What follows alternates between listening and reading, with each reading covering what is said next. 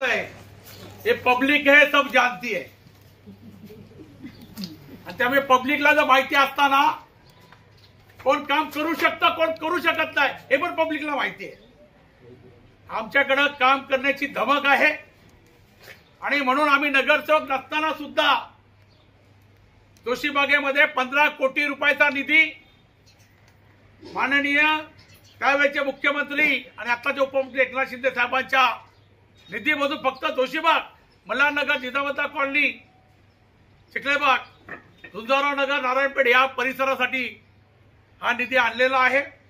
आणि त्यामुळे जो काम करतो तो डंक्याच्या चोटवर बोलतो, तो काम करत नाही त्याला कोण काय बोलत नाही।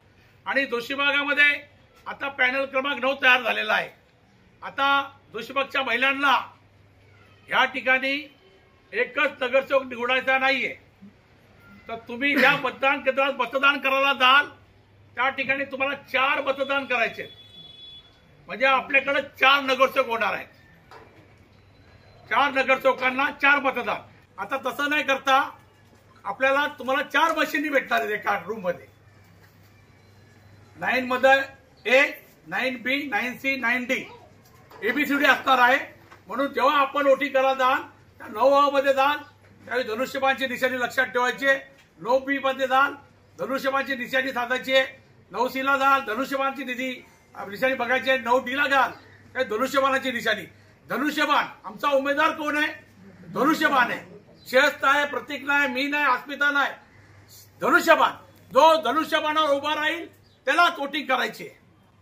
त्यामुळे आपल्याला आता 4 नगरसेवकांना निवडून द्यायचं। एकाने काम नाही केलं दुसरा करेल, दुसऱ्याने काम केलं नाही तिसरा करेल, म्हणून तुमच्या जोडीला 4 नगरसेवकांचं बळ तुम्हाला प्राप्त होणार आहे।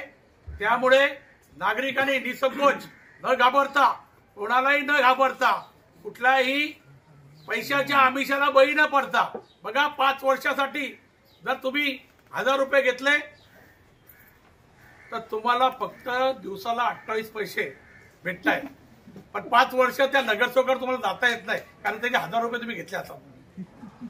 त्यामुळे पैशाला आमिषाला बळी न पडता काम करणारा कोण आहे? आज या ठिकाणी आपला एवढा निधी येतोय, काय येतोय? त्याचं कारण काम करणारी माणसं आहे। 28 पैशासाठी कोणाला विकून स्वतःला विकू नका। आपल्याला आपलं मत जे आहे हे विकासाला द्या। आपला जो विकास करेल त्याला मतदान करा।